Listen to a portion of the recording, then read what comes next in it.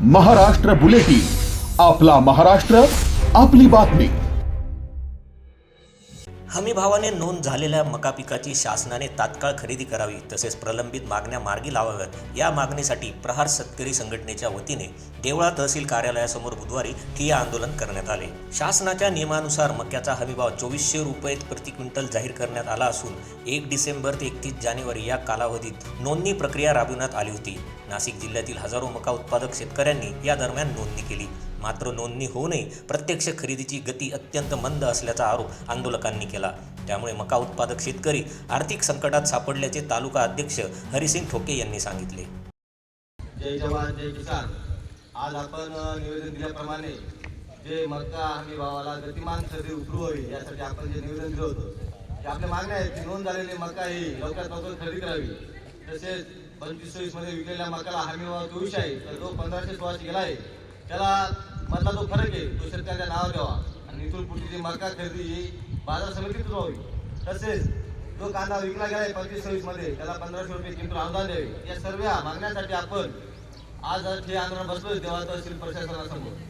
याची दखल शासनाने लवकरच घ्यावी, कारण शेतकरी आता एकदम मेटाकुटी आलाय आणि हमी भाव हा शासनाने दिलेला तो काही आपण दिलेला नाही। कांद्याचं समजू शकतो आणि कांद्याला सुद्धा प्रोत्साहन अनुदान देण्याचं काम आहे, कारण यांच्या ज्या नीती आहेत, ज्या परराष्ट्रीय धोरण आहेत, निर्यात आयात, हे धोरण चुकल्यामुळे आज शेतकरी दिवस आले आणि कोणत्याच मालाला भाव नाही ना।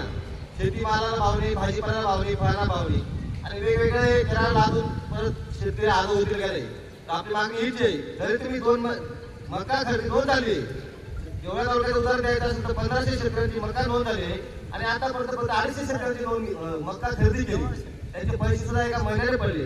म्हणजे नेमकं शासनाचा दिवाळा निघाला आहे की प्रशासन व्यवस्था आणि लोकप्रतिनिधी यांची मानसिकता ही खराब झालेली आहे। मानसिकता खराब असल्यामुळे आपल्या मुद्द्याकडे लक्ष नाही।